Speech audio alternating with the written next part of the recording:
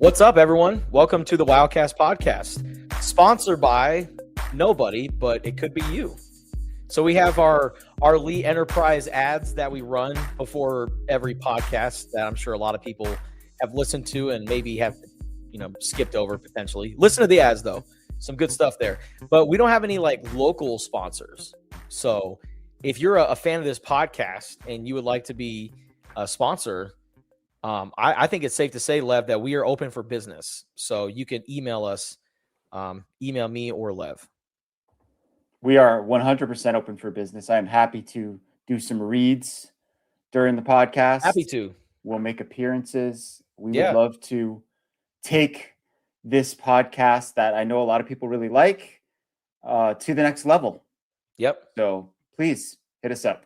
Hit us up. Yeah, we love to partner with anybody. So, we got the national stuff with Lee Enterprises, but us at Tucson.com/Arizona Daily Star, we like to partner with some more local people here in Southern Arizona. But Lev, I'm excited for this episode of the podcast because it's a jam-packed one. We've got lots to discuss on the football front with the portal kind of wrapping up for everybody, definitely for Arizona. I think they're pretty much done because I was looking at their roster with guys that they're losing to graduation and portal and everything, and then guys that they're gaining.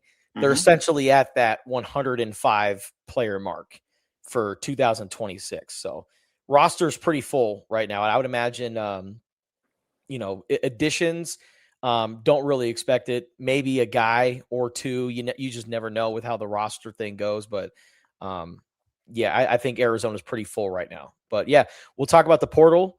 But I do think, Lev, we should start off with breaking news. Somewhat breaking news. Some, people who are, probably listening to this podcast, they probably read up on what happened. I try to find a drum roll. We're trying to get accustomed to. There it is. To the sound effects here on this podcast. And Arizona football has finalized dates for Big 12 play. Lev, we already knew about the non-conference opponents. We knew that Arizona was opening up the season on September 5th against NAU in Tucson at now called Casino del Sol Stadium. It'll be the first full season that the gray old lady will be known as Casino del Sol Stadium. And they open up against NAU. And then, we were wondering what the Big 12 dates were going to look like. We knew the opponents. We knew who they're going to face. But as far as the order goes, Lev, let's just, break it all down right here. Like I said, NAU is the season opener on September 5th. That's a week 1 game, not a week 0. And then the next week, they open up Big 12 play against BYU in Provo. The following week, they play against Northern Illinois at home, and then they conclude non-conference play against Washington State in Pullman, which is going to be one hell of a game going up against their former Pac-12 foe. And then the Big 12 schedule goes as the following. Right now, only Saturday games, which is subject to change. There could be a Friday game, but for now, there's only Saturday games for Arizona's schedule.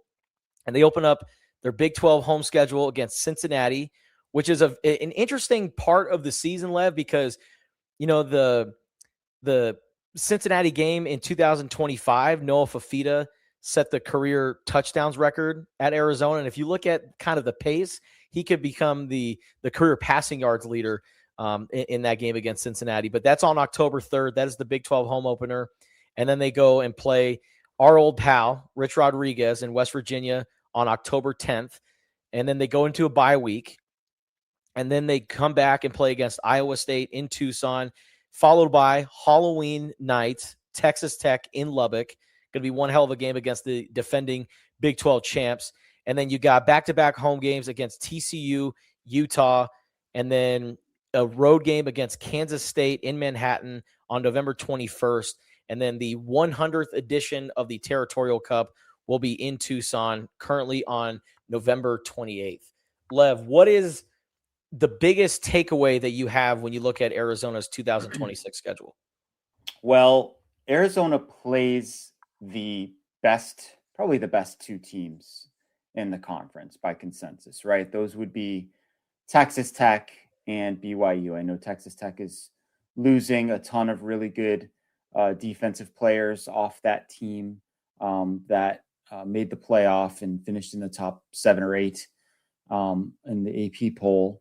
But they brought in a big-time quarterback, arguably upgraded at that position with Brendan Sorsby. And then BYU, they bring almost everybody back, including Bear Bachmeier and LJ Martin. I think Parker Kingston announced he's coming back too.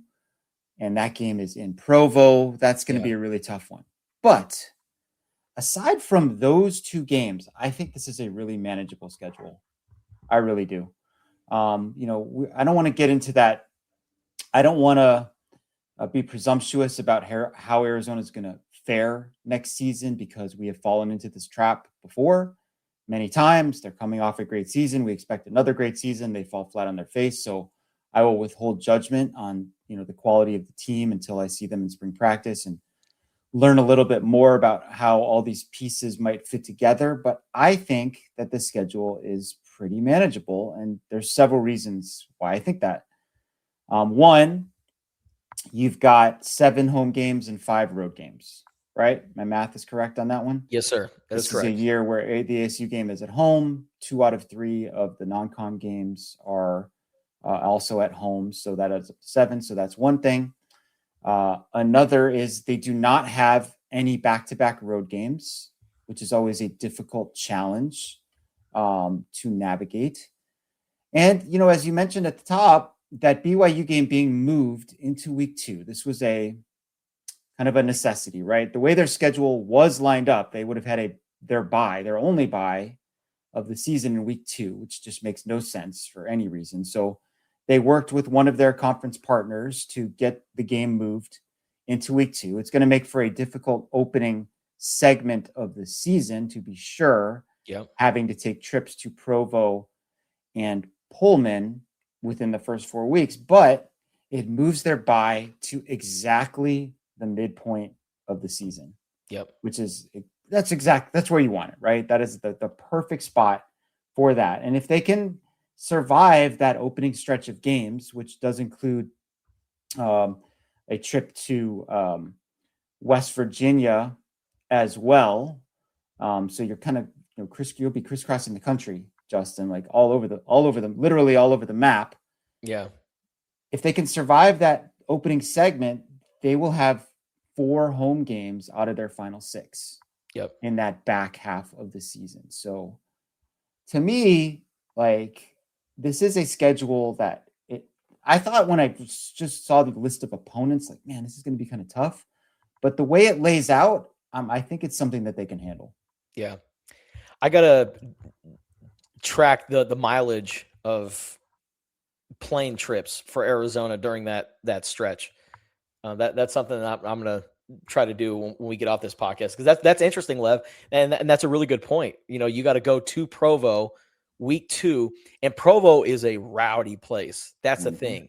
It's not like you're just, going into, another random road game where, it's like the old Pac-12.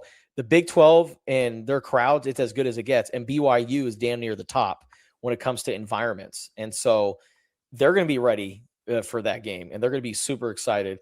And then, you got to go and play against Washington State. And I would imagine that Arizona would be favored in that game, Lev, but that's a trap game, right?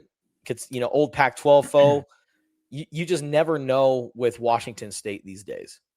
They will have a new coach again this year, after their previous coach moved to Iowa State following the departure of Matt Campbell to Penn State. So kind of another restart situation for Washington State. They're joining the Pac-12, the new look Pac-12 this year. I think what mitigates all of it, though, is the time of year that you're going.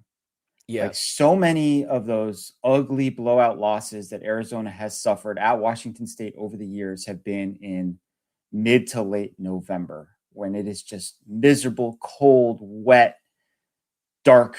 Nobody wants to be there, right? This game, experienced that. I have experienced that many times. Yes, I actually true confession. I skipped a game voluntarily during the 2021 season. Ryan Finley was still our editor at the time. I was on the football beat, the job that Justin has now.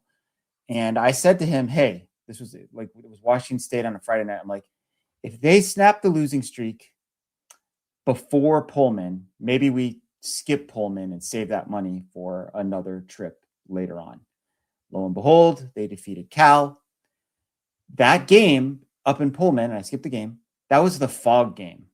Like, I think if I was there, I'm not sure I would have been able to see what was going on in the field anyway. Yeah. So, but the TV cameras, they can move them around, they can adjust the lighting, etc. So that was a good decision on my part. That was an ugly loss up there in Pullman, which we've seen many times. But this game is on September 26th. So the weather should be lovely. Just fall will just have started. It'll be a nice scene up there in Pullman. I think that will, like I said, mitigate some of those factors that have led to some previous Arizona blowout losses up there at the Palouse. Well, Lev, in our profession, one thing that we are always looking for, and Ali on Spears and Ali, he always gives me guff for this. I'm always searching for the storylines. Mm-hmm. He's like, that's such like the WWE fan in you. I'm like, no. That's like the journalist in me, man. I'm looking for the juicy storyline, something that really stands out. And I'm looking at a lot of these games, Lev, and it's like Washington State. That was, the game in location where things got really going in 2023, right? When they just clobbered Wazoo in Pullman. Mm-hmm. And Cam Ward was their quarterback. And that's kind of, when Noah Fafita he got his first win as Arizona starter. And now he's going back to the scene of the crime. Isn't it funny that, remember, I don't know what year it was, 2018, 2019, Justin Herbert came to Tucson and had like a terrible game. Yeah. Against a not great Arizona team. Ends up going, 6th pick in the draft. Great NFL player. Cam Ward, terrible game against Arizona. Like, awful. Yeah. And he ends up being the 1st pick in the draft. Yeah. A couple of years later. So it's funny how that stuff works. There's no bigger storyline, right, than week 6. And I think one of us should plant the seed right now to ask to be embedded in Morgantown, West Virginia for the entire week leading up to the game against the Mountaineers and Rich Rod. And wouldn't that be a good story? Yeah. Spending a week with Rich Rod and some of our old pals. Well, and it's so cool to see Rich Rod back at Morgantown, a place where, he really became Rich Rodriguez. And of course, we all know he kind of left on bad terms, right before West Virginia was getting ready for that big bowl game against Oklahoma. And he took the Michigan job and, has had a very interesting path back to Morgantown. But, Rich Rodriguez also appreciates his time at Arizona. And, he had a lot of success. He took Arizona consistently to bowl games, whether they won them or not. We've seen them lose some bowl games, but we've also seen them win many bowl games under Rich Rodriguez. So yeah, I'm happy that the first matchup is in Morgantown. So Rich Rodriguez can play against his former team in his backyard. I think that'll be an awesome game. And West Virginia, they're a rebuilding team too. They're going to have a lot of new faces for their team this upcoming season. So then the bye comes right after that, and we haven't mapped out the miles, but I'm pretty sure that Morgantown is farther away from here than Pullman is. I think that's the longest trip of the year. You get the bye right after the longest trip. Yep. Which is another, that sets up really well for the Wildcats. Some of the games that were tough this year or in recent years, like Iowa State, that game is here. Again, new coach, rebuilding situation. Don't have Rocco Becht anymore. Utah, always tough. They sort of have it in their DNA, but Kyle Whittingham isn't there anymore. They lost several players, good players in the portal to Michigan. Yeah. So I don't know. I think, I still got Devin Dampier though. They do. No, and they got my guy, Bird Ficklin too. My dude, future star of college football. Just pencil him in for the pencil him in for the Heisman in 2027. Lev loves Bird Ficklin. But speaking of high, we didn't put this is not in our quote unquote rundown, but so there was some Heisman odds that came out. Did you see this? I tweeted about it. Yeah. In the Jaden Bradley treatment? Yes. Noah Fafita? Yes. He was not listed in these Heisman odds that came out from where are I gonna find it? I'll find it real quick. But it was like the 25th best odds, right? Was he in there at all? I saw one odds that had him as like the 25th best odds to win the Heisman. Okay. That doesn't seem great, right? No. I mean, which is kind of weird because, after we're talking about Noah Fafita here. Yeah, Noah Fafita. Because after the 2023 season, going into his first year under Brent, I remember I posted a story on him having the 10th best odds. And I'm like, man, if there's any time that Noah Fafita would be a contender to win the Heisman, it's right now. Playing for an Arizona team that just won 9 games. He's coming back for a senior year, another year with Seth Doege. Like, I think Noah's kind of getting a little disrespected. And I saw one guy post his top 5 quarterbacks entering the Big 12 next year, and he had Noah as number 5 on the list. And I'm Correct me if I'm wrong, Justin. Wasn't he the first team? The first team all Big 12 quarterback? Yeah. Yeah, I could be mistaken about that. So yeah, there's this list that came out from Bet Online _AG that Josh Furlong over there in Salt Lake City posted. And, top of the list, Arch Manning, of course, CJ Carr of Notre Dame makes sense. Dante Moore of Oregon, Jeremiah Smith, Julian Sayin, Josh Hoover going to Indiana. I get it. Gunnar Stockton, it's probably not going to happen. Sam Levitt at LSU, certainly very interesting. John Mateer at Oklahoma, he's on there. Didn't really have a great year, first year at Oklahoma. Malachi Toney, he's amazing.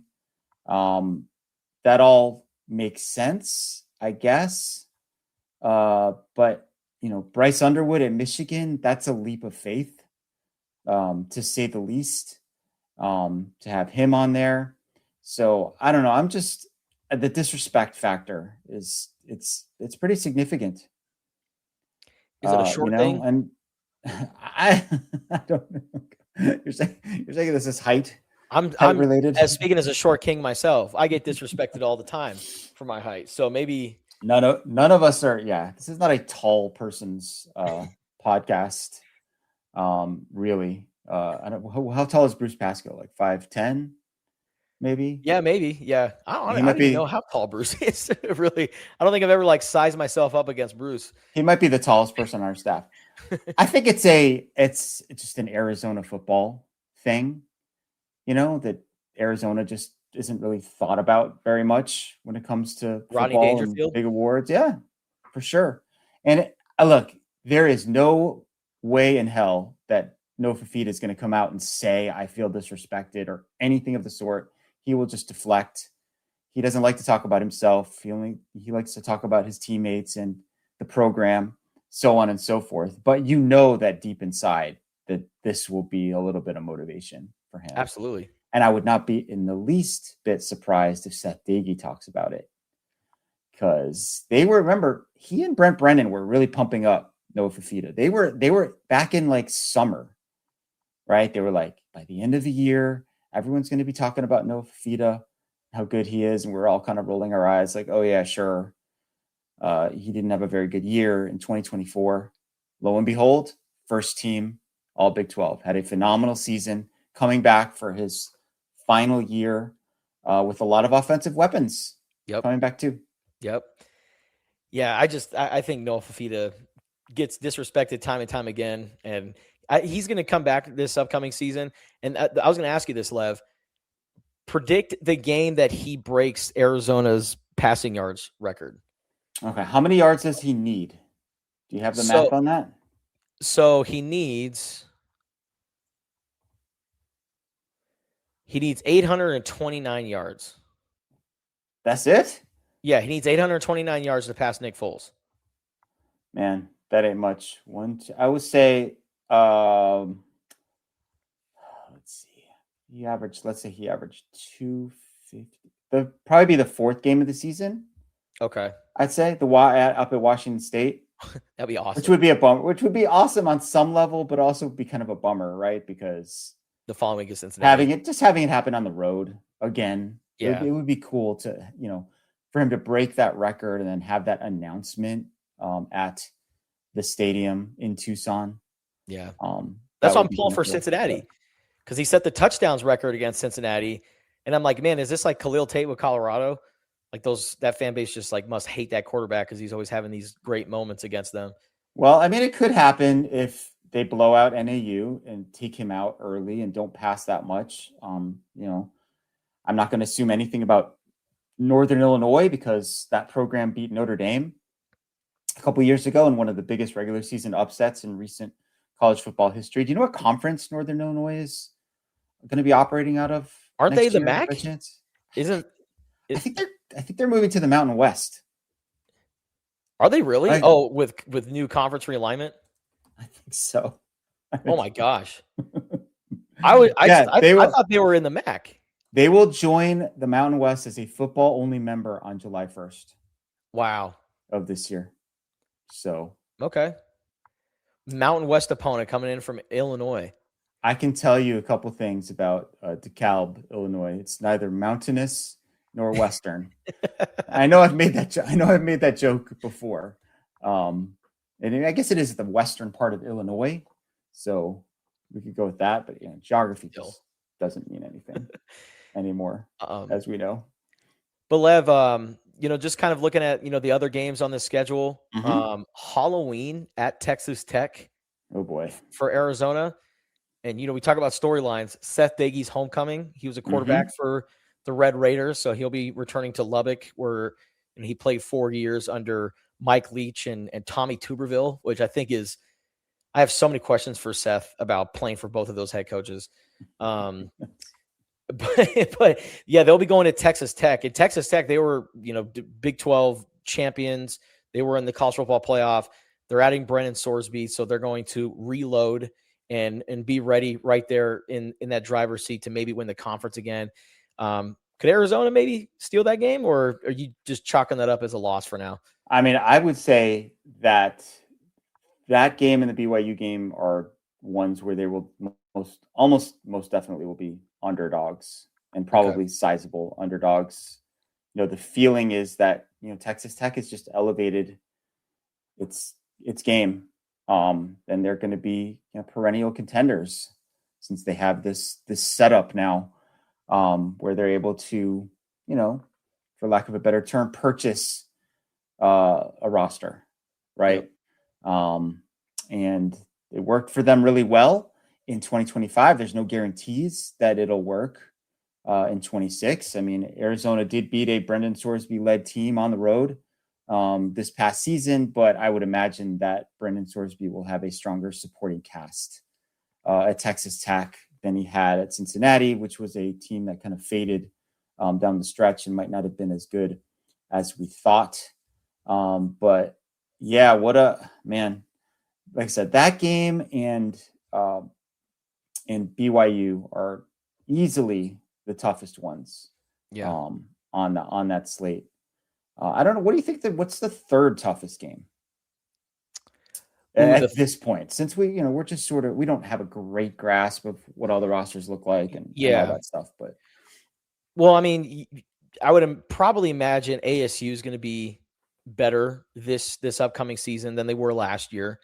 And that's always a tough game, even though that game's in Tucson. And that's one thing that's playing definitely in Arizona's favor, is that the Territorial Cup game is in Tucson. I think that's going to be a really hard game. But as far as, the third hardest game, I always look at road contests. And I don't know, man, that Kansas State trip in Manhattan, I think that's where things could get really, really interesting. Because Kansas State, they're kind of in rebuild mode right now. Kind of. They returned their quarterback, Avery Johnson, but their new head coach is Colin Klein, who was a Heisman finalist for the Wildcats back in his playing days. That game, I don't know, that game worries me. Yeah, because and they did buck this trend this past year, but they often lose the game before the Territorial Cup. Yeah. Number one. Number two, It's like cold. it could be cold in Manhattan, Kansas even on think about November that. 21st. Like, Because that's Kansas it City could be area. it could be a freaking snowstorm that they're playing in, which is fun to watch on TV. It's not necessarily fun to be a part of, especially when you're used to the weather that we have here. So that's another one that I would say, to me, that's the third hardest on this schedule.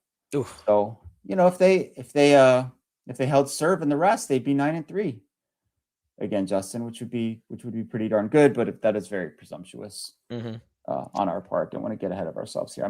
This is not an official prediction. No way. Just for the record. I won't be making any sort of predictions until roughly July, August. We'll see. Okay, Lev. And speaking of which, because we're going to be making our predictions then after we have seen them have many practices and have many scrimmages. And many new faces. A lot of new faces, Lev. They have a pretty big freshman class, but, they have added a bunch of guys in the transfer portal. Man, I really love this transfer portal class, Lev. I think Why? that because they targeted positions of need. First and foremost, defensive back was key. They needed to get as many defensive backs as possible, especially cornerbacks, because not only did you lose Aiden Garnes and Michael Dansby, but you also lost Marquise Gross-Killebrew to the transfer portal. Gianni Edwards is also transferring out too. So, you have guys leaving both in the portal and also graduating, and you have Javion Cole coming back, and you have some other guys too, but they were really thin at cornerback, and they went out and got some cornerbacks. They also needed to replace, Genesis Smith and Dalton Johnson. And, they love what they see out of Coleman Patman. I thought that Coleman Patman had a very promising training camp for a true freshman. And we've seen him make some plays where it was like, whoa, the future is very bright at safety if that guy is going to be playing here. And so I'm not going to write off Coleman Patman because of his first start being the Holiday Bowl. I can only imagine the nerves and just kind of what he was going through in that moment.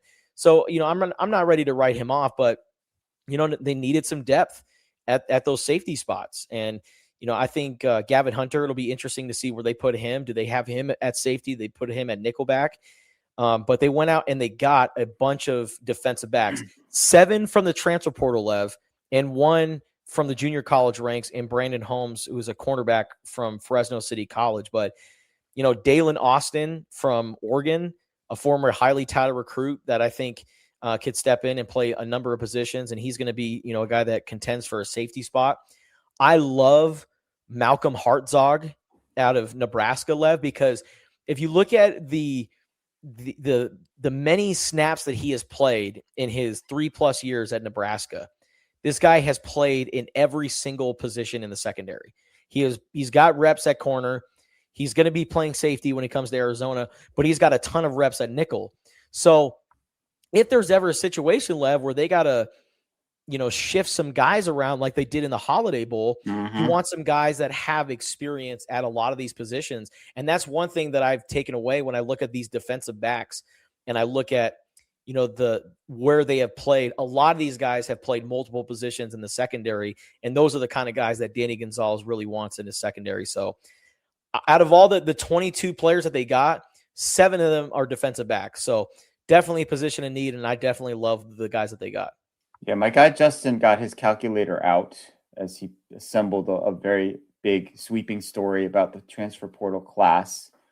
And according to Justin, nearly 7,500 snaps of football played by this class just in 2025 alone. Just in 2025. Right? I didn't even go into career snaps. Yeah. Yeah. So that was a formula that Arizona applied to last year's class. They looked for players who had experience, even if that experience was on a lower level of football.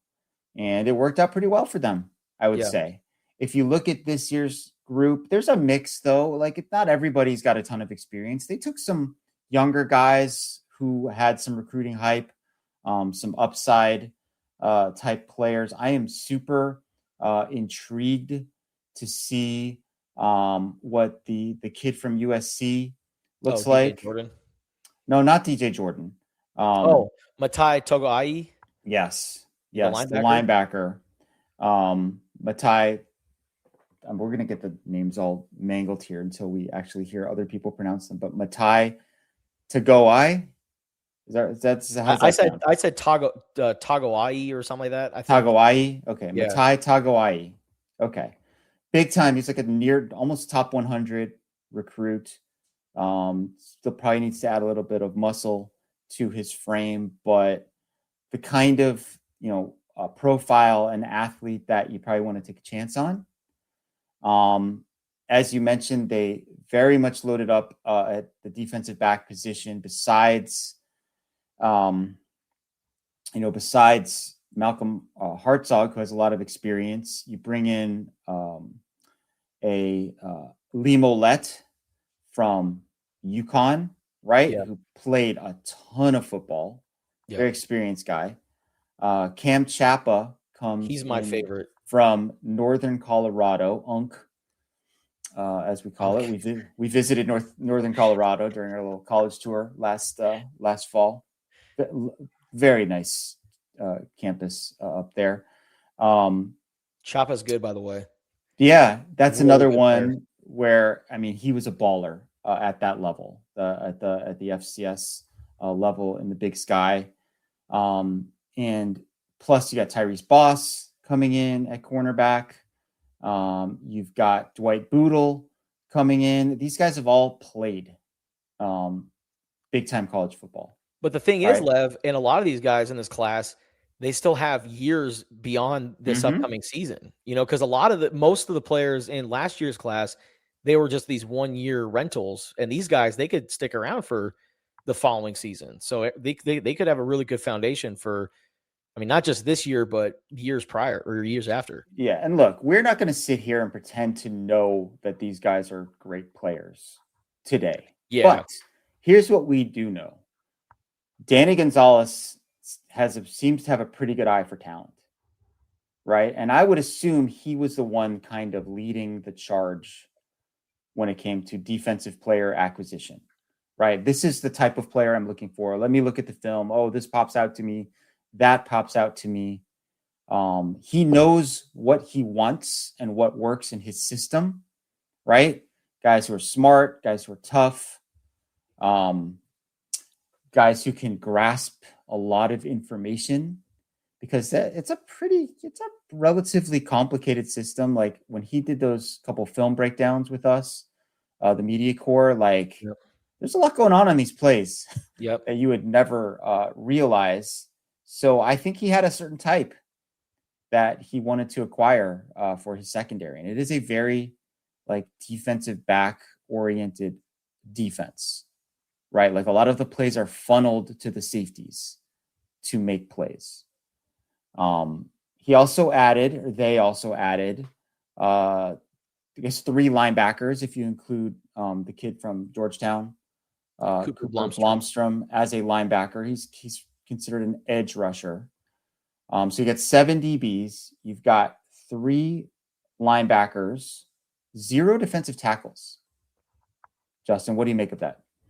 Yeah, so I think they are really taking a chance on the guys that they're bringing back, and they saw some good stuff out of guys like Leroy Palu. I would imagine Mace Pesse, the more that he gets older and puts on weight, they'll probably move him more inside, but he's also athletic enough to, move outside and play that 3 or 5 technique. He's a versatile defensive lineman, and he played mostly defensive end this year, but I think, like I said, he'll definitely move more inside. That at least that's just kind of the player that he projects as. So, Mace Pesse, you've got Leroy Palu. They're also taking a big chance on Zach Ciulepa. They're big 6'6", 389 pound. And I think Danny Gonzalez even said that when he got to Arizona, he was over 400 pounds. So he's a project that Danny Gonzalez is taking a lot of pride this offseason in getting Zach Ciulepa in shape. But the few snaps that we saw him play, he can move for his size. I was impressed. I'm like, hey, if he loses, 40-ish, 50-ish pounds, look out, Zach Cialepa might be a force in the middle for Arizona. And then, they also have Julian Savianaya, who's continuing to get bigger and adding really good muscle. And then I was counting up the guys that they're bringing back, Lev, and I think it's how many? I think it's like 1,700 snaps played this past season. I gotta look up how many snaps that they're bringing back, but they're bringing back quite a bit of experience, and they like what they have. And I didn't even mention Ezra Funa, who redshirted this past season, a transfer from College of San Mateo, and he played at Mater Dei and was a stud.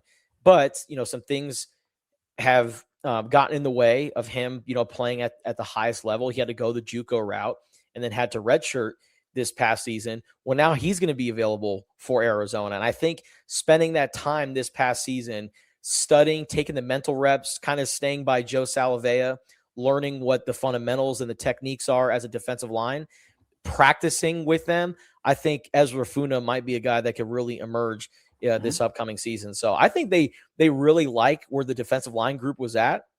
And I didn't even mention the freshmen that they're bringing in too. So to me, Lev, at first I was a little bit concerned, but the more digging I did, I was like, oh, you know what? I think that D-line group, I think they'll be in pretty good shape. Yeah, they did add a junior college defensive lineman named Kevin Moore from Hutchinson, which is a Hutchinson Community College, which is a really strong JC. I think they must be assuming or hoping at least that one of their freshman defensive linemen breaks through the way that Mace Pace did last year. Keatron Harris is one such possibility.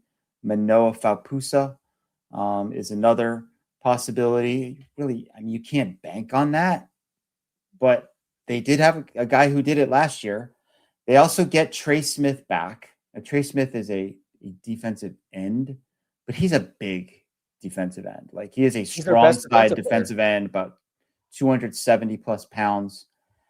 But when I look at the guys they brought in, the guys they didn't bring in, and the formation that they used a lot at the end of the season, I think we're going to see a lot of the 2-4-5 defensive structure next year, which is unconventional. And one of the reasons I think that Danny Gonzalez's defense is so effective is that it is unconventional. But we're basically talking two defensive tackle sized linemen. And then you have your sort of hybrid edge rusher guys. That could be Chase Kennedy, right? It could be Cooper Blomstrom, Everett Rousseau, the kid from Memphis, could be one of those players. Although he played a lot in coverage, it looked like, at Memphis. So I wonder if they see him in kind of that Max Harris role, but maybe a bigger version of Max Harris. You've got Tay Brown coming back. So in a way, it's like, I don't know. Is Chase Kennedy a defensive end? Is he a linebacker? Is Blomstrom a defensive end? Is he a linebacker? It's semantics mostly, but I can see the structure. I can see them using that formation a bunch this year. And, they have to sort of manufacture the pass rush a little bit. They're not going to just play 4 down and 7 back. Danny Gonzalez is smart enough to realize that isn't going to work for them, but he's very inventive. And he is also someone who I think will mold the scheme to his personnel rather than trying to force the personnel into his scheme. Yeah. So very, very interesting the way that they went about structuring their defense for 2026. Yeah. And I think the experience in the secondary, a lot of Arizona fans, they don't know who these guys are, but there'll be names that people definitely know for sure. I'm super excited about Malcolm Hartzog and Cam Chapa. I look at those two guys as, potential starters at safety. Are we going Chapa or Chapa? Is it Chapa or Chapa? I've been saying Chapa like Arnold Schwarzenegger, like get to the Chapa. That's how I've been saying it. So we'll figure it out, the pronunciation, but I like Chapa. Yeah. What about the other side of the ball? Yeah. Offense. Yeah. So, of course, QB1, they've got a quarterback, and they like the backups that they have with Sawyer Anderson and Oscar Rios, who just played in the Polynesian Bowl. That should be noted, Justin, if I might interject here, that in my NCAA college football 26 franchise with Arizona, that Sawyer Anderson has broken the Arizona records for touchdown passes and yards.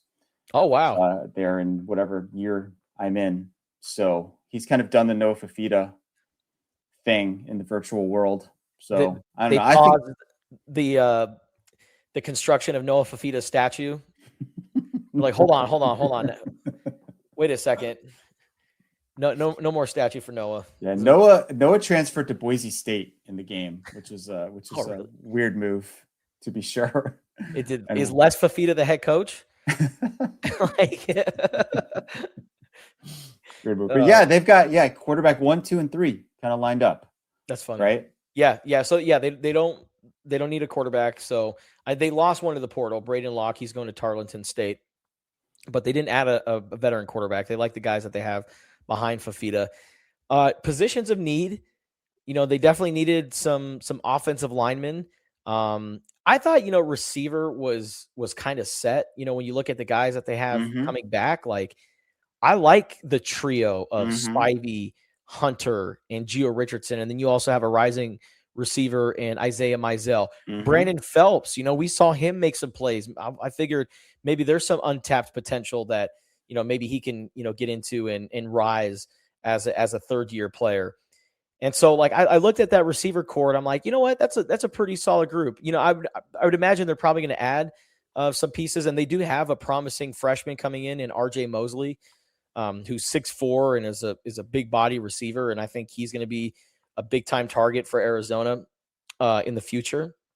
But, man, they went out and they got DJ Jordan from USC, who was a former highly touted recruit, played at Sierra Canyon, had a bunch of really good offers coming out of high school.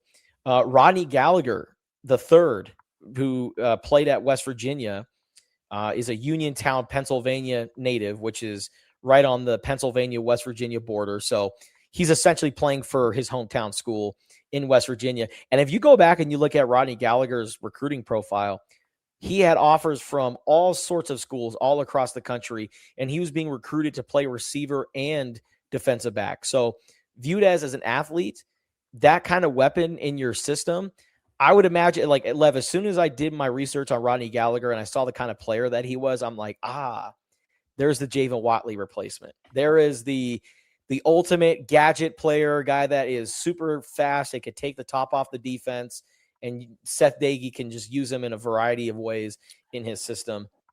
And then Jordan Ross from Colorado State is another guy who actually had a lot of really good offers coming out of high school, but he's a Jay Norvell guy. I'm a Jay Norvell guy. Lev is a Jay Norvell guy. Like, we love Jay Norvell.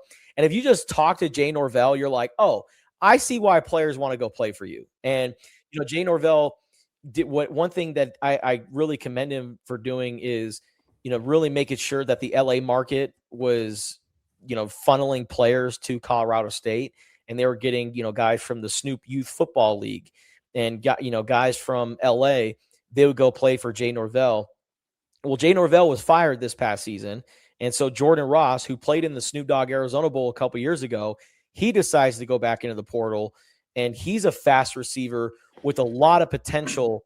And I think Seth Dagey sees these guys and their potential and what, they have, and he's going to try to take these guys to another level, much like what he did with guys like Javon Watley and Chris Hudson. Brent Brennan was a wide receiver when he played. That's the position that he coaches and knows the most. He was very dissatisfied with the performance of receivers not named Tetero McMillan in 2024 and set out to rebuild that room.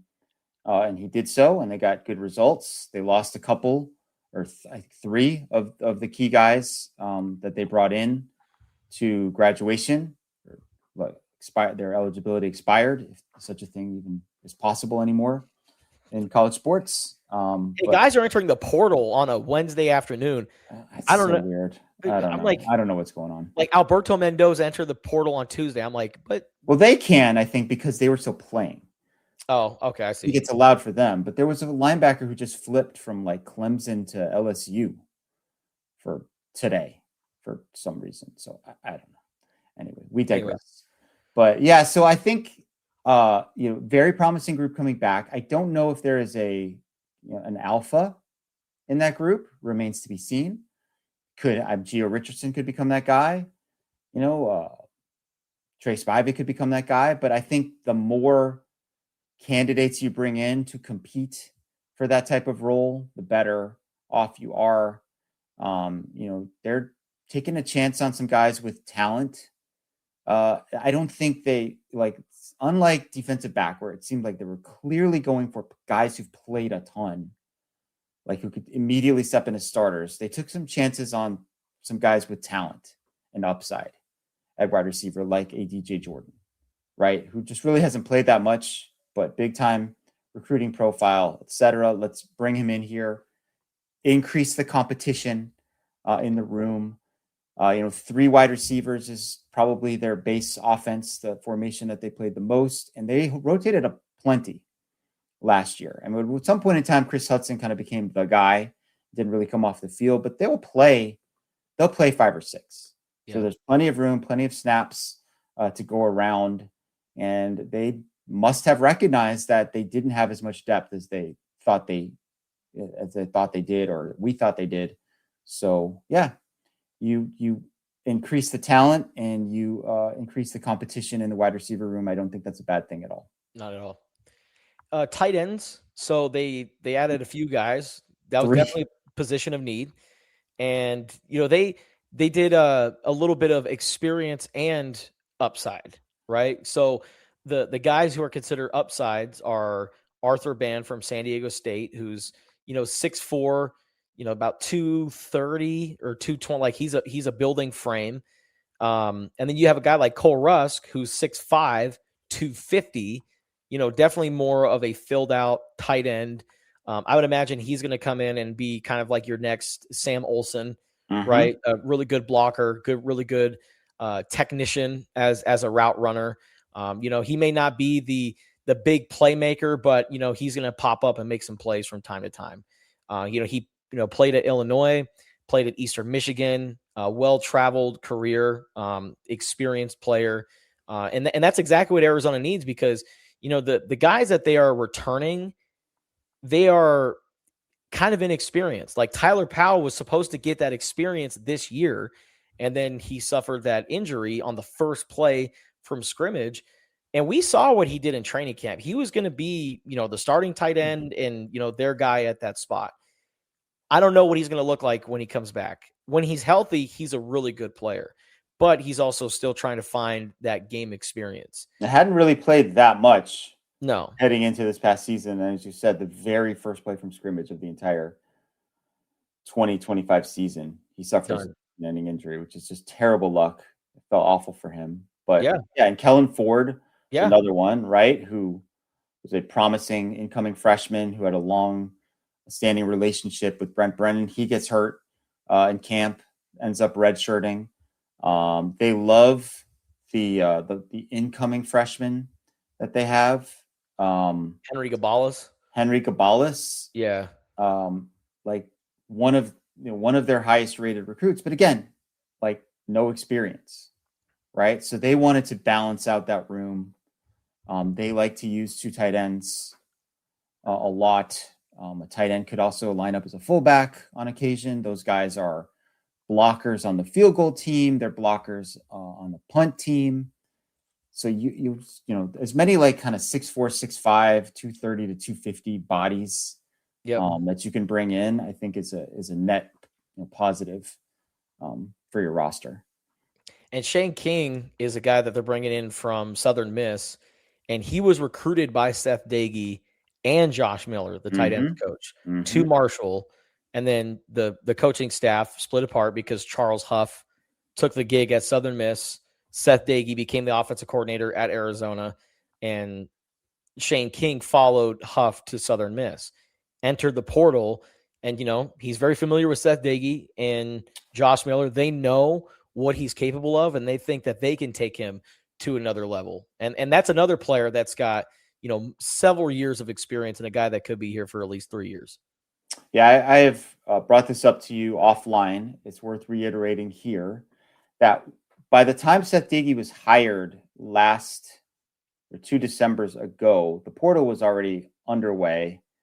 A bunch of moves had already been made. I don't know how much of an influence he really had on things. I guess getting Sawyer Anderson was one of the moves that he had his fingerprints on. And of course, he later added his buddy, Josh Miller, as the tight ends coach. So Josh Miller had zero input, basically, right, on the tight end. He might have had some influence on, convincing Kean Burnett to come back here, a move that ultimately didn't work out. But, that the old spring portal, there's not that many players in there. It was pretty clear based on the moves that they made on offense that Seth Doege had a huge input in that. And Josh Miller as well. Like, they are looking for very specific type of tight end, certain type of athlete, guys that they're familiar with, such as Shane King.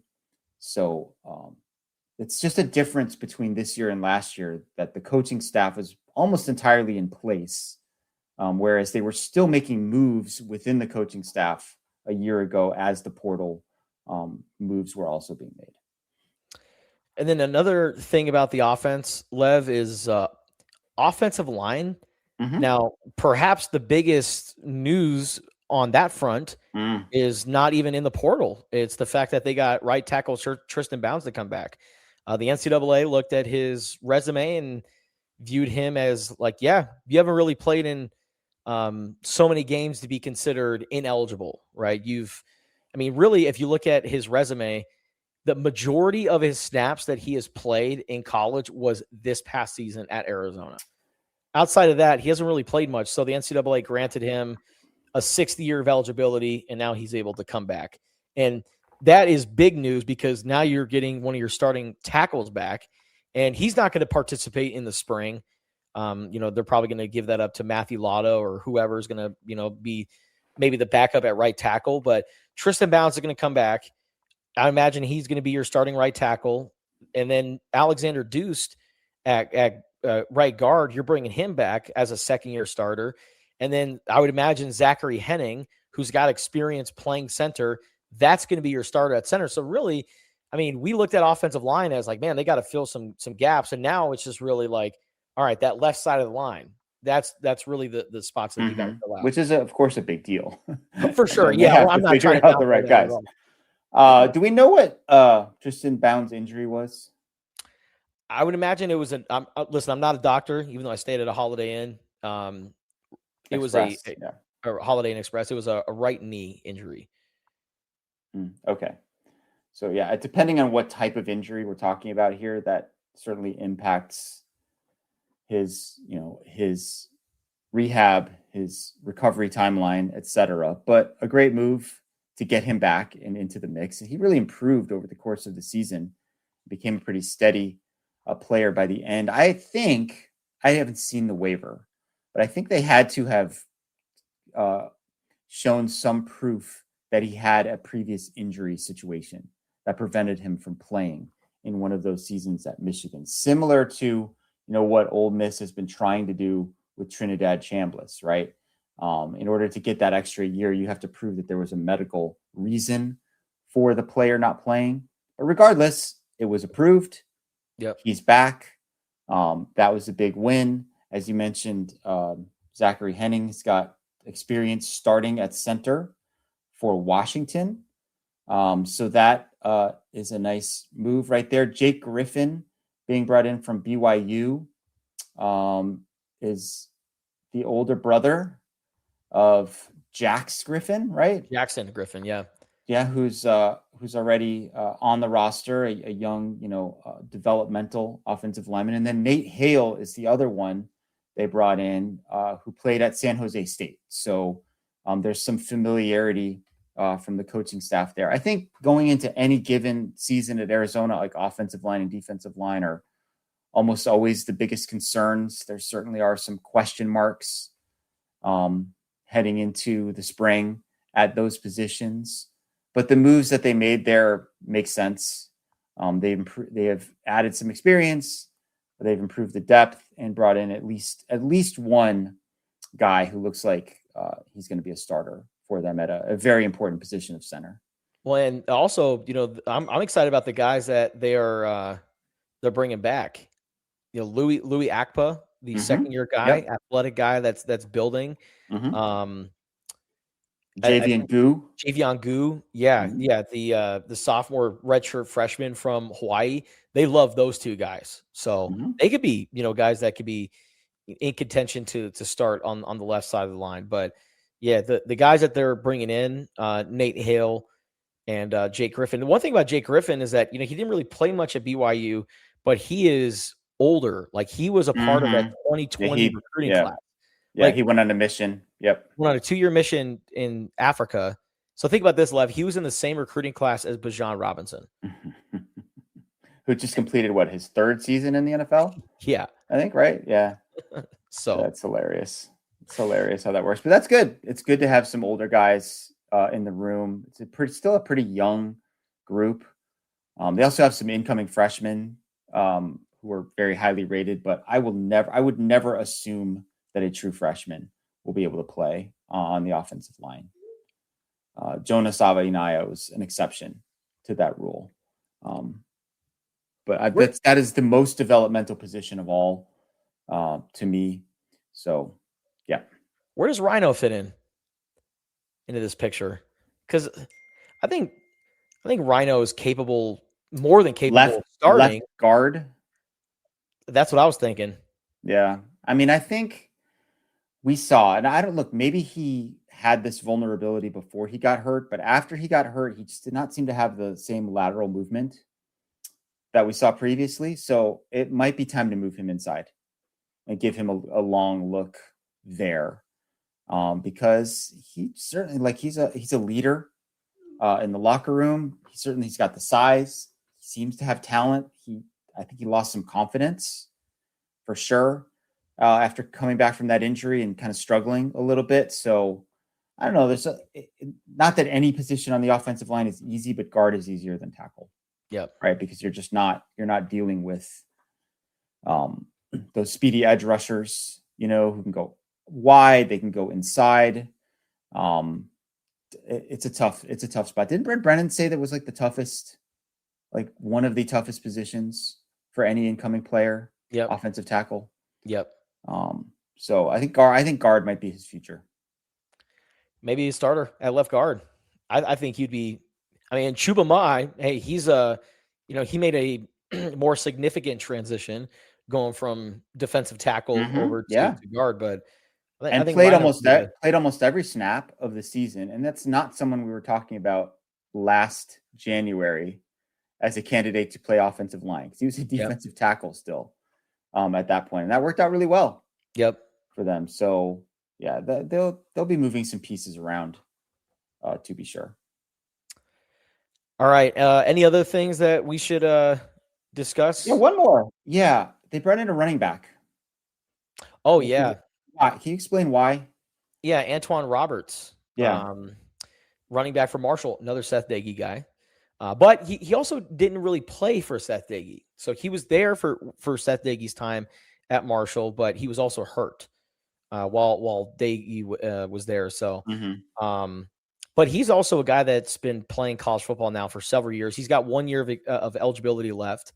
So he is going to be a senior and will be a part of that running back rotation. They're going to be without their incoming freshman, Brandon Smith, who got released from his contract at Arizona and then ended up signing with Oregon. And I don't really know how these things go down. But I just know that if I can, read the tea leaves here, I would imagine that Oregon probably gave him a ton of money because, he's a really good player. He led Central East High School, a school that's in Fresno, California, to a state championship. And, if you just watch the tape, he's a fantastic running back. So that is a big-time weapon, and he got out of his contract and decided to go to Oregon. Did Arizona absolutely need to bring in a running back? No, because they've got Kedrick Reesano. They got Quincy Craig. They're bringing freshmen Wesley Arbrough and Cornelius Warren. They like those guys a lot. But, if you have the option to bring in a veteran guy, a guy like Antoine Roberts, I don't really know how he's going to project. I don't know if he's going to lead the team in rushing like Ismail Mahdi did, but they like what they see out of Antoine Roberts, and Brandon Smith is no longer coming to Arizona, so they felt like that was a perfect spot to get him. Yeah, a need was created when Brandon Smith asked out, right? Yeah. They would have had, or they have 5 scholarship running backs. Yep. Right? Kedrick Reesino and Quincy Cray coming back. Youngsters, Wesley Yarborough and Cornelius Warren. And 4 is not enough. You got to have at least 5. So they had to make that move. Too bad about Brandon Smith. He looked very promising, but sometimes offers come your way that you can't refuse, right? So I think that was one of those situations. And sometimes coaching staffs or programs will put up a fight and try to block guys from making moves of that nature.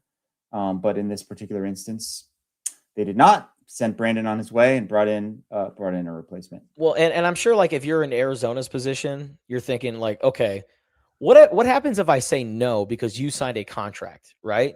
You signed to play here at Arizona, so no, you're going to stay here. And then Brandon Smith could be like, okay, well, I'm going to pull a Kean Burnett, and just be like, hey, I'm not playing this year. I want a red shirt.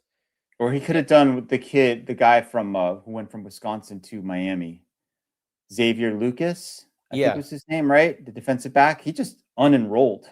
Yeah. And then enrolled at Miami and just kind of bypassed the portal.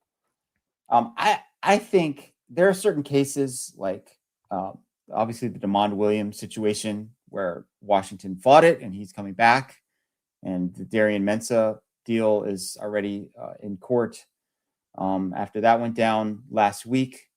There are certain cases I think that are worth fighting about, but for the most part, these schools don't have that much leverage. Yeah, honestly, and it's kind of like bad pub in a way to me for your program. Like you want to be like a player friendly program, right? And like we're not going to stand in the way of you trying to achieve your dreams, whether that's here or someplace else. And for the most part, Brent Brennan's been like, hey, you're either kind of with us or you're not.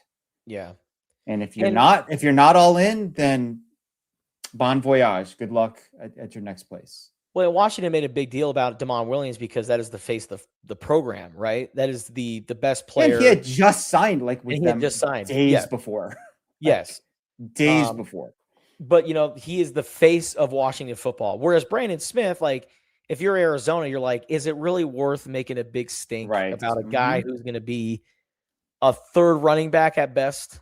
I don't think it is. So I think it was just kind of like, you know what, Brandon, we would prefer if you stayed here at Arizona, but we get it.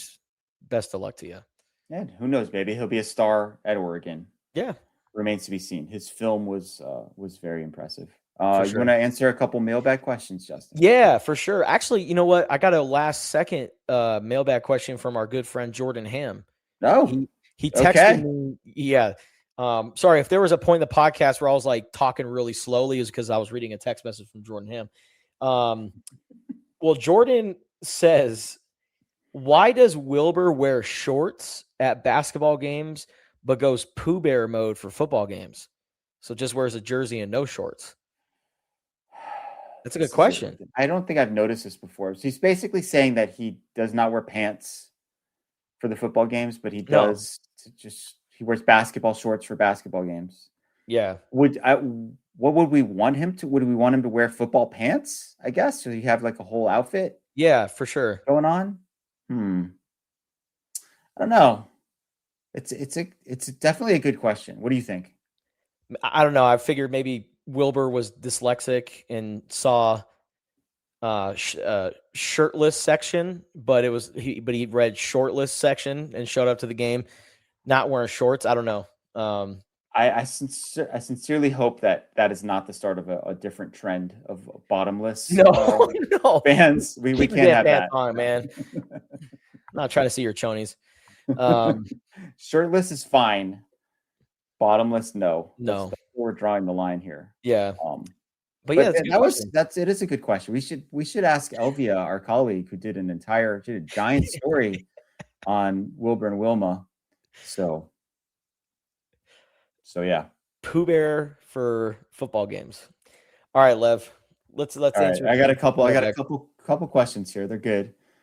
Steve Molina, our friend and frequent contributor, asks, how much has realignment and the lack of exciting opponents hurt UA attendance? For me, it is 80% UA has an overall bad fan base and 20% realignment.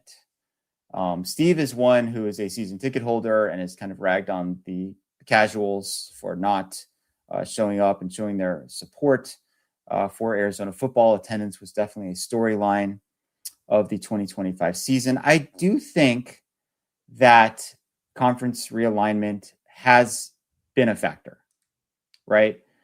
People are definitely used to facing Oregon, Washington, USC, UCLA. There are a lot of U of A, alumni who live in Southern California, right? So there's a connection there. There's a history there.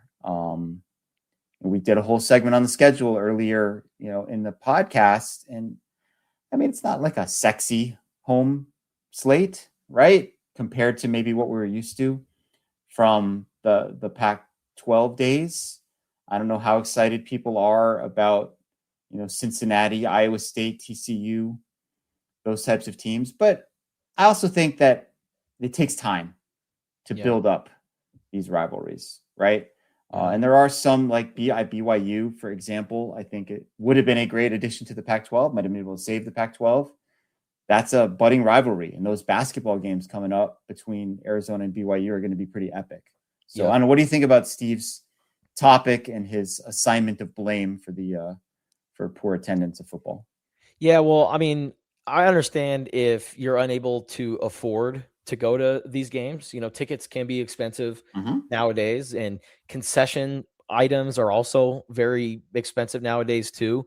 I will give Arizona Athletics, a lot of credit. They have lowered the prices of some items, but it's still, somewhat pricey. I've always said this, and Ali has mentioned this on the show before, that Arizona should do like a happy hour.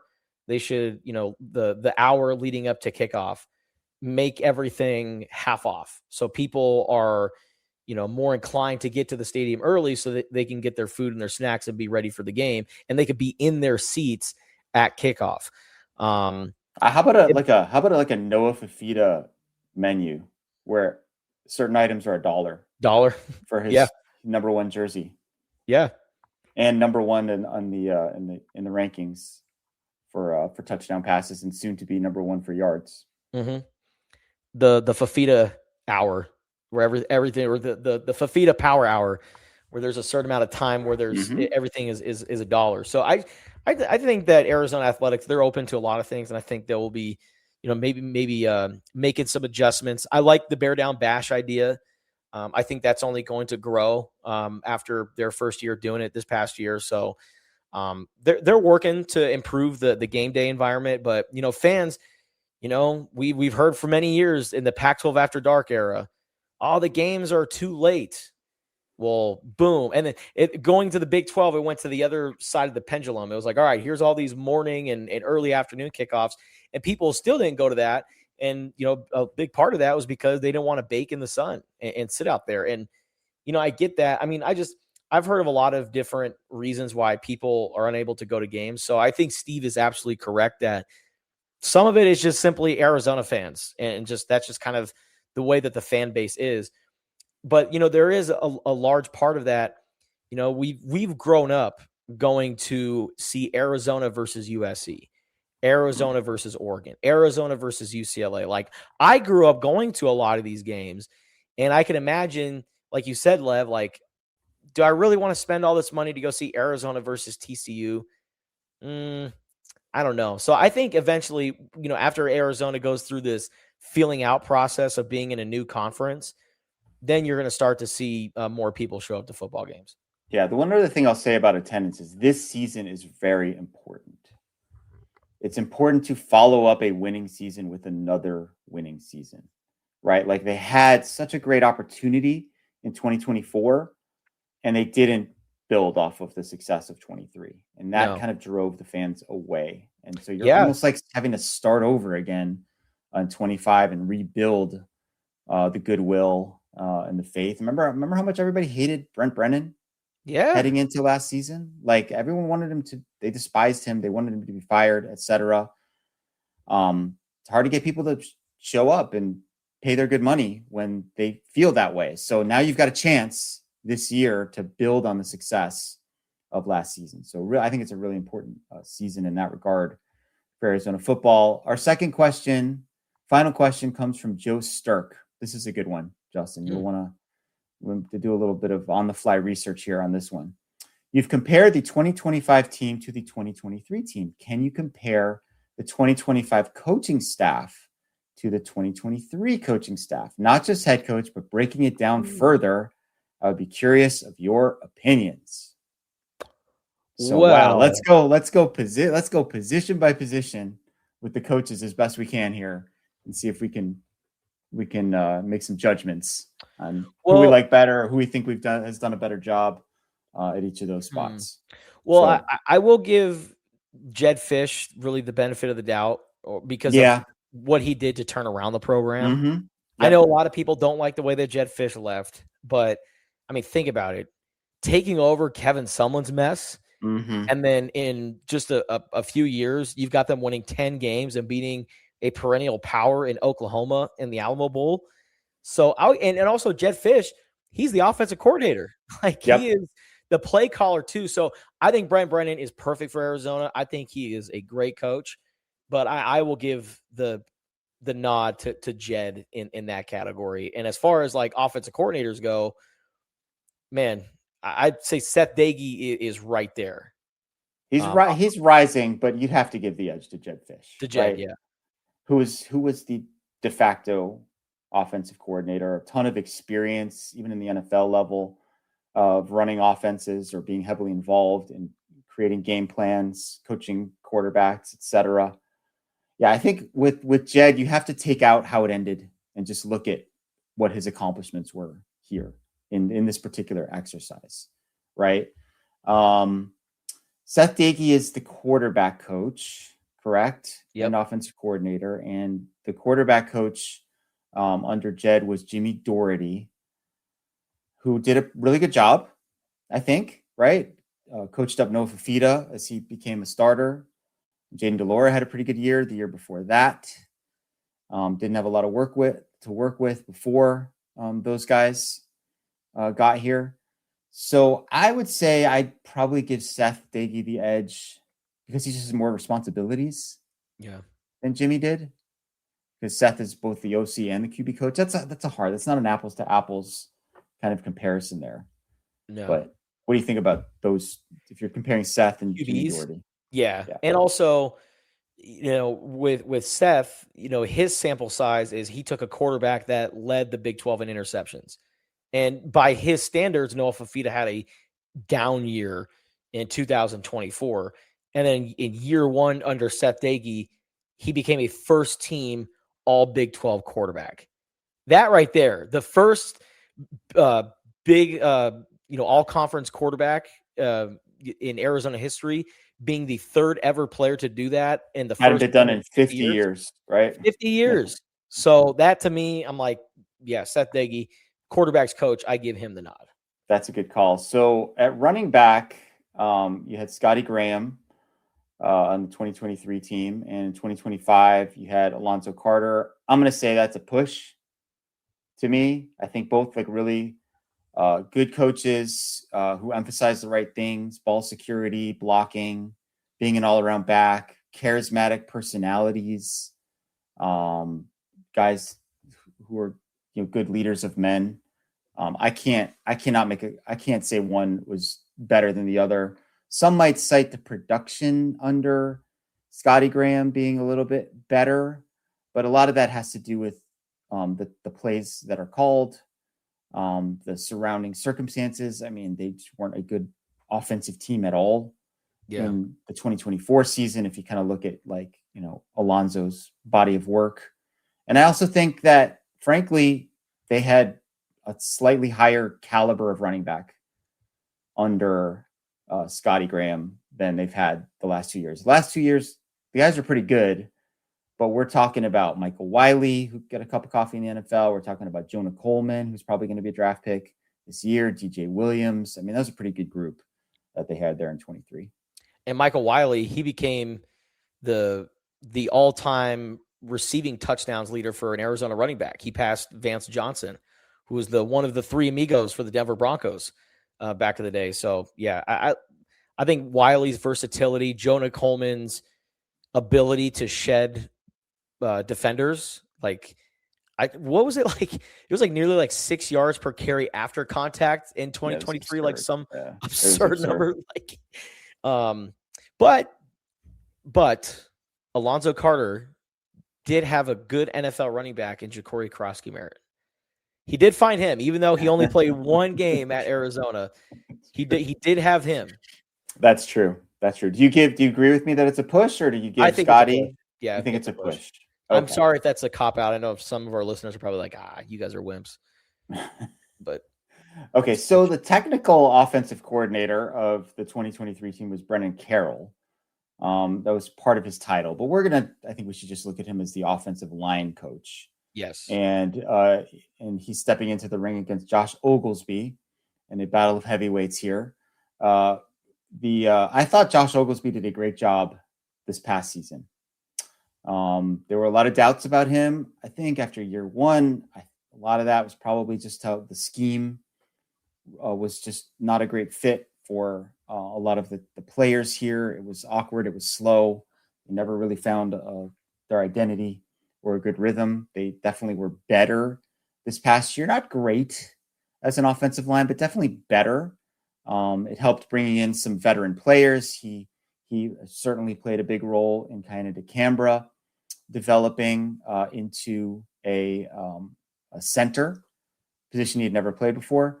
But man, Brennan Carroll, I thought, even though things did not go well with the Raiders this past year, I thought he did a phenomenal job with the offensive line, especially the development of Jordan Morgan, who was not a polished player early in his career and became a first-round pick. So I'm going to give Brennan Carroll a very slight edge at the offensive line coach position.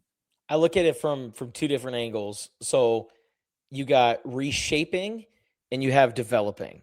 Reshaping was Josh Oglesby this past year, taking the offensive line, moving some guys around, getting Chuba Ma'ai to go to left guard, getting kind of DeCambra to go from playing tackle and guard at Hawaii and moving him to center.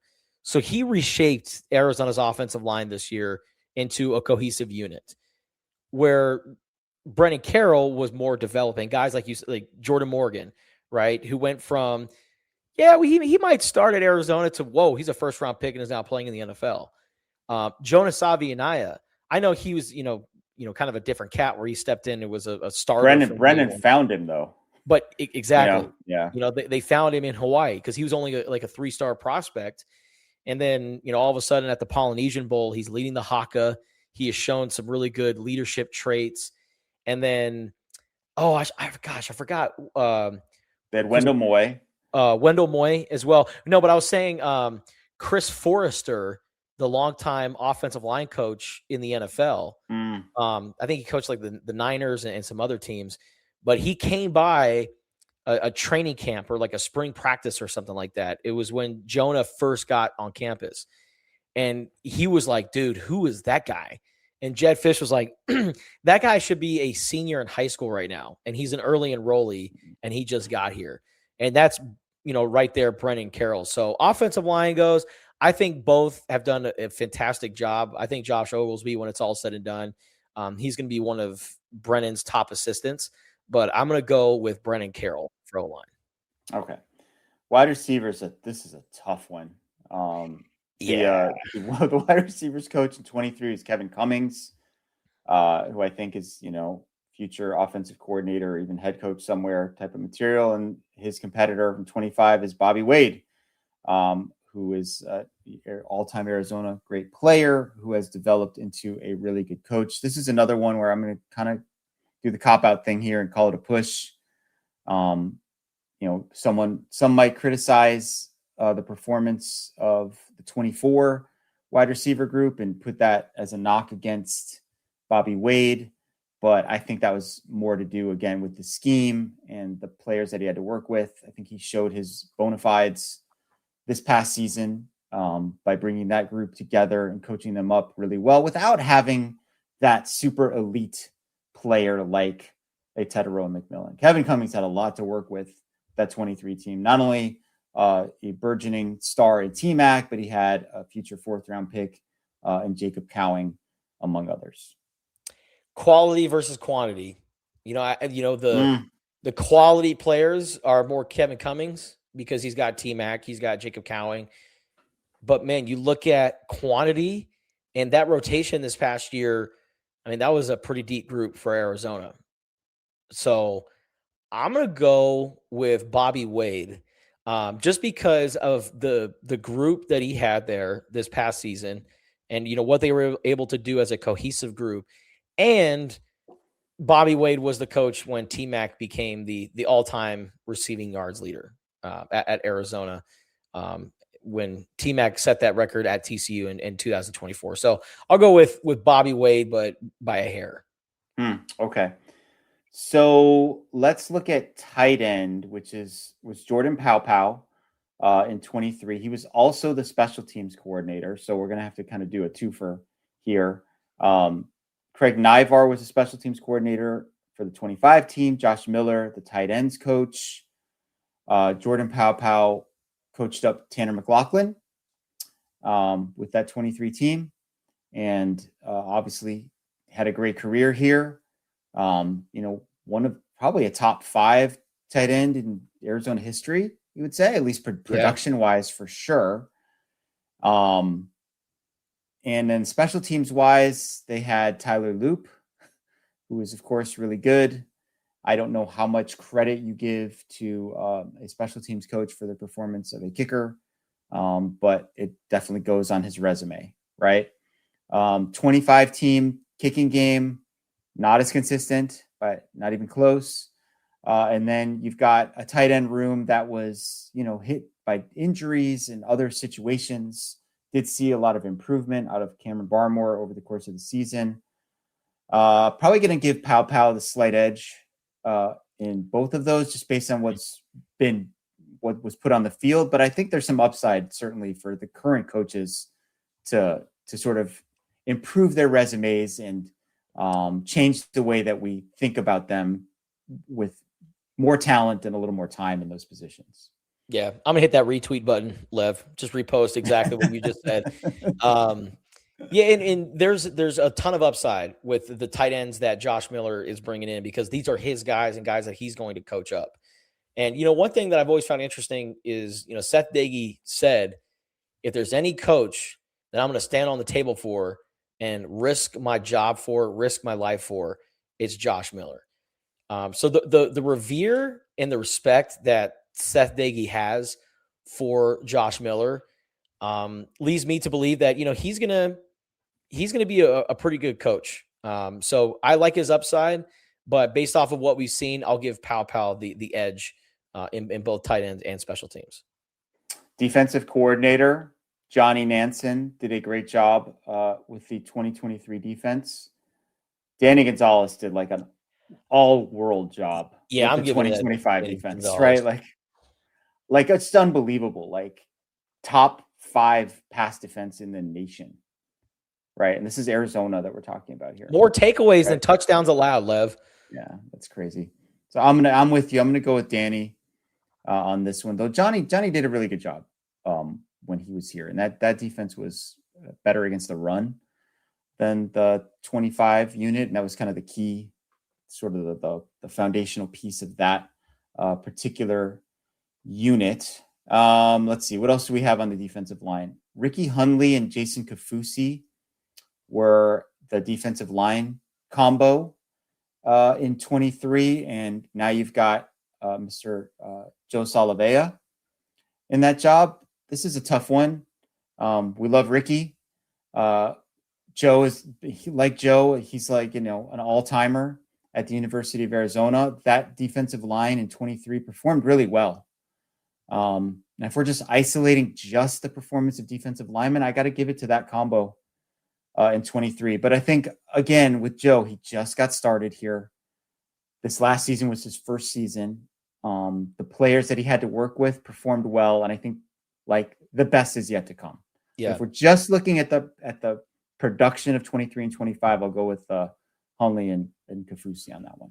If we have this conversation next year at this time, like, Trey Smith could be an all Big 12 selection, right? And we could be like, hey, Joe Salavea is the best D-line coach between those two teams. But knowing what we know now, Bill Norton was a gap-filling, run-stopping defensive tackle. Taylor Upshaw had the most sacks by a Wildcat in like 7 years or something like that at that point. So I think just from that 23 season alone, you got to give Ricky Hunley and Jason Kafusi the nod as the best defensive line coach. But Joe Salavea is one of the most renowned D-line coaches in all of college football. So lots to be excited about if you're an Arizona fan.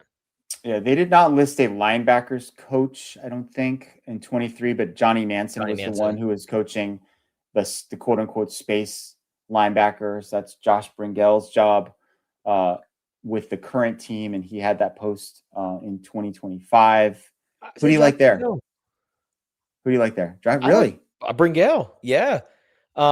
Just because, again, quality and quantity, like if you look at the number of linebackers who are very productive this year, I mean, you got Max Harris, you got Tay Brown, Riley Wilson, Chase Kennedy.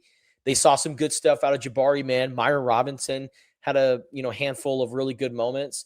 Whereas the linebackers in 23, it was like Jacob Manu and the gang. It was like Jacob Manu and Daniel Haimuli, or Jacob Manu or Justin Flo. Like it seemed like that secondary linebacker spot, there was just a lot of inconsistency. So much so that good old Martell Irby had to move from DB and play some linebackers. So I'll give Josh Bringel the nod for best linebackers coach. I'm going to go with Johnny on this one because I just think he got more out of less.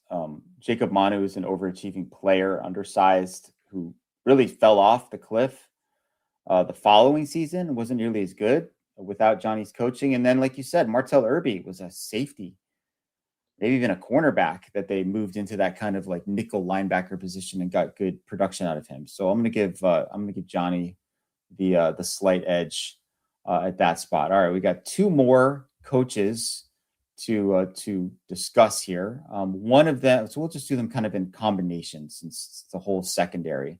But we're talking about Dwayne Aquina, who's the safeties kind of overall secondary coach for the 23 team, and had John Richardson as his cornerbacks coach. And then you've got the Brett Arce, Chip Viney combo with Arizona. We, of course, give a lot of credit to Danny Gonzalez for the performance of the Arizona pass defense, but I think you got to give his lieutenants, Arce and Viney, a ton of credit too.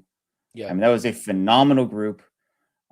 Had some strong returnees for sure, integrated some newcomers at the cornerback position. So I think slight edge to the 25 coaching combo, just because they were so good by the end of the season at defending the pass. Yeah, I mean, they had the best passing defensive efficiency team in the Big 12. They were one of the top teams as far as turnover margin, and a big part of that was all those takeaways in the secondary, getting all those picks. Traydon Stukes turned out to be a really good player coming off of injury. Same with Dalton Johnson. Those two guys, the first time Arizona's had multiple first-team all-conference defensive backs since 1972. I think that's important to note. And so, yeah, the fact that Arizona's secondary made history and did some historical stuff this season, you definitely got to look at Brett Arce and Chip Viney as the better coaches. But only one. Oh, go ahead. Yeah. No, I was going to say, but I give a lot of credit to that 23 team because they added the dollar package. Right. Or they did it at kind of end of 22, and then it became like a big part of their defense in 23. So I think it's very close, but I'll go with Brett Arcee and Chip Viney.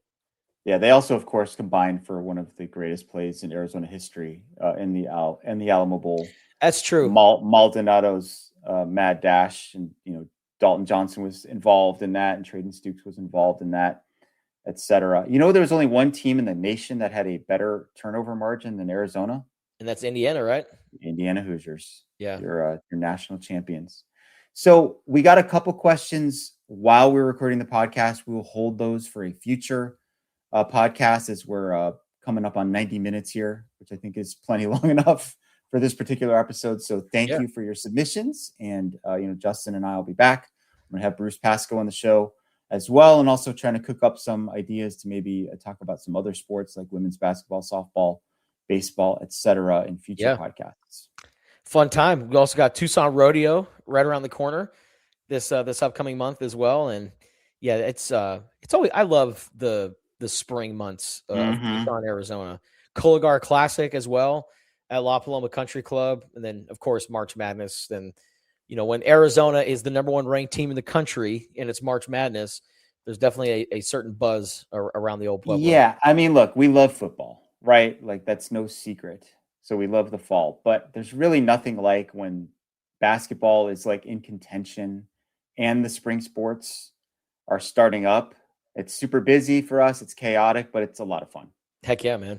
And you can find all of that coverage on Tucson.com and the Wildcast mobile app. And make sure you subscribe to the Wildcast podcast. And I'm serious about the sponsors thing. If anybody's interested in partnering with Tucson.com and the Wildcast podcast, hit us up. Make sure you send us an email. Subscribe, rate, and comment on Apple and Spotify, the Wildcast podcast, and we'll see y'all next time.